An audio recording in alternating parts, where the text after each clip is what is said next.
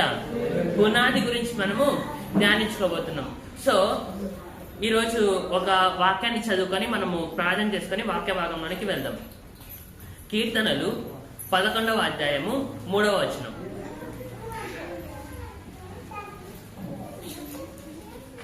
ఎవరైనా తీసిన వారు ఉంటే చదవండి. పునాదులు పాడైపోగా నీతిమంతులేమి చేయగలరు. ప్రార్థన చేసుకుని వాక్యంలోకి వెళ్దామండి. యేసయ్యా పరిశుద్ధుడా, నీకే వందనాలు, స్తుతులు, స్తోత్రాలు చెల్లిస్తున్నామయ్యా. యేసయ్య రోజు వాక్యాన్ని ధ్యానించుకుని పోతున్నా కదా వేసయ్యా, నీవే దేవేసయ్య నా ద్వారా మాట్లాడమని అడుగుతున్నాం దేవా.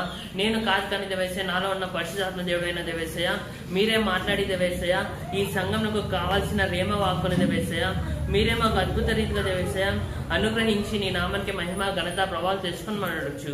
యేసయ్య నామంలో అడిగి వేడుకొంచున్నాం పరమ తండ్రి, ఆమేన్. ఈరోజు ఇప్పుడు ఏం చదువుతున్నాము, పిల్లలు అల్లరి చేసే పిల్లలు ఉంటే వాళ్ళ తల్లిదండ్రులు ఏం చేస్తారంటే తీసుకొని వెళ్ళి అక్కడ బయట చైర్స్ ఉన్నాయి కదా అక్కడ కూర్చోండి. ఎందుకంటే పిల్లలు అల్లరి చేస్తే వాక్యం డిస్టర్బెన్స్ అవుతుంది అనమాట. బ్లెస్సీ. సో పిల్లలు ఎవరి తల్లిదండ్రులు వాళ్ళు వాళ్ళ పిల్లల్ని ఏం చేయాలంట, కంట్రోల్లో పెట్టుకోవాలా. మీరు కంట్రోల్లో పెట్టుకోలేకపోతే బయట కూర్చోాలా. ఎందుకంటే దేవుడు క్రమమైన వాడు, దేవుడు క్రమశిక్షణకు ప్రాధాన్యతనిచ్చేవాడు. కాబట్టి వాక్యం చెప్పే సమయంలో ఎవరు కూడా మాట్లాడడానికి అటు ఇటు తిరగడానికి వీలు లేదు. ఇప్పుడు మనం ఏం చదువుకున్నాం వాక్యము, కీర్తనలు 11:3. దాంట్లో దేవుని వాక్యం ఏం చదివిస్తుందంట,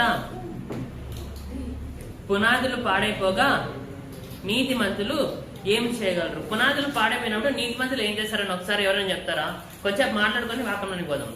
పునాదులు పాడైపోయినప్పుడు నీతిమంతులు ఏం చేయాలా, ఏం చేస్తారు? నీతిమంతులు ఏం చేయగలరంటే ఏం చేయలేరండి నా అర్థము. ఒకసారి యెషయా గ్రంథము 61వ అధ్యాయము 4వ వచనం చదువుకుందామా.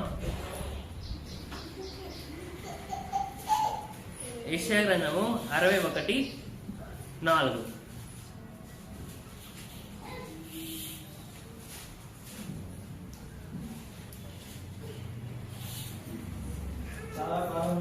చాలా కాలం నుండి పాడుగా ఉన్న స్థలములను వారు కట్టుదురు, పూర్వమున పాడైన స్థలములను కట్టుదురు, పాడైన పట్టణములను నూతనముగా స్థాపించుదురు, తరతరముల నుండి శిథిలమై ఉన్న పురములను బాగు చేయుదురు. హల్లెలూయా. సో ఇక్కడ పునాదులు పాడైపోయినప్పుడు దేవుడు ఏం చేసే దేవుడు అంట, పాడైపోయిన పునాదులను ఆయన వదిలిపెట్టే దేవుడు కాదు. పాడైపోయిన జీవితాలను ఆయన వదిలిపెట్టే దేవుడు